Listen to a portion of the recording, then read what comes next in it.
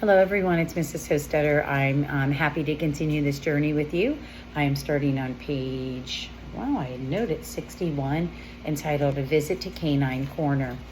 Late this afternoon, before dinner foraging and nest making, I'm delighted to hear Bob barking from his perch on the stone wall at Canine Corner. These days, we don't get to see each other as much as I'd like. There are lots of reasons. Julia's getting older, and she has homework after school, which makes her groan, and soccer practice, which makes her smile. She still has her dog walking business, but Bob doesn't always get a special solo walk with her anymore, except on weekends. Julia's mom walks him, and he and Rowdy and Bob's sister, Boss, have a grassy backyard to play in. As for Ruby, since the elephant habitat has been expanded, she often spends her days wandering with her little herd, which includes several older female elephants.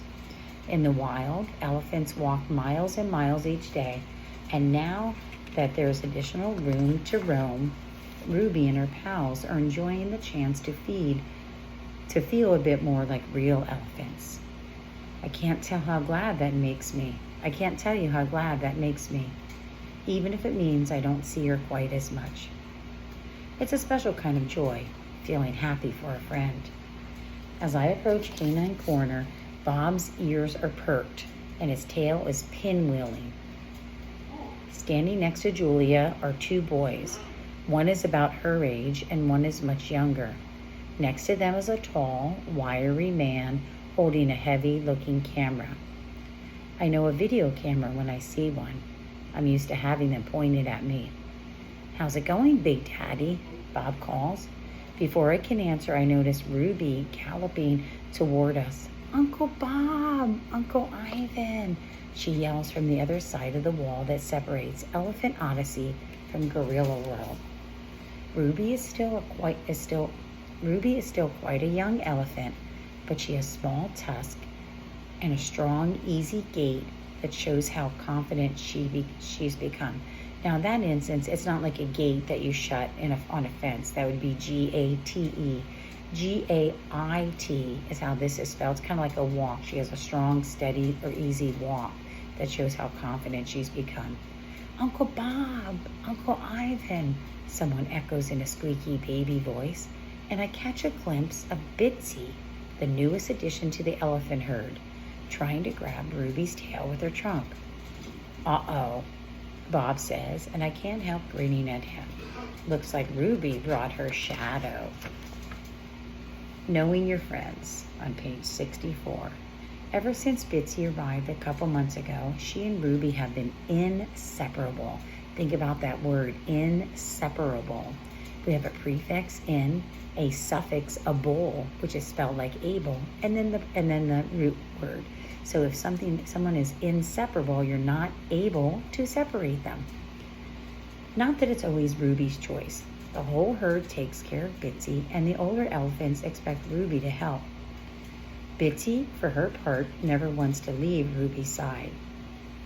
"Lucas, that's Ruby," Julia tells her friend, "and the little baby is Bitsy." "They're so cute," says Lucas. "I want one," the younger boy cries. "Daddy, can we have a baby elephant?" "No room in the car, Henry," his father replies, training his camera on me. I notice how the father deals with his little one's question. Lately, I find I'm observing parents, even human ones, with more interest than I used to. There are many ways to parent, it seems. Bitsy was rescued from a crummy circus, Julia says, like Ruby and Ivan. A bunch of schools held fundraisers to help get her moved here. A crummy circus. I suppose that sums it up as well as anything could. Julia sat slender, which means thin, and tall for her age, with long dark hair and a wide, sweet smile. Think about all those descriptive words they used. Had you not known what Julia looked like from previous books, that would help you. Lucas is about 2 inches shorter, with pumpkin-colored hair and freckles sprinkled along his nose and cheeks, just like his little brother and his dad. "Dad," Lucas says, "be sure you get some footage of the elephants, too." I will, buddy," But remember, this is a documentary about Ivan and the new baby. And Kenyani, Mr. Scout, Julia adds. Mr. Scott. And Kenyani, Mr. Scott replies with a smile. Can't forget her. Can I sit on the dog wall? Can I sit on the wall with the doggy? Henry asks. Those walls are there for a reason, says his dad. No climbing. Got it? Mr. Scott motions for the kids to stand close together. Group photo, he calls. Everyone smile and say, Baby Gorilla. Bob strikes a noble pose just in case he's in the picture too. Daddy, do we have to go home to Los Angeles? I want to live at the zoo forever. So based upon what Henry says, what do you think he feels about the zoo? How do you think he feels about the zoo?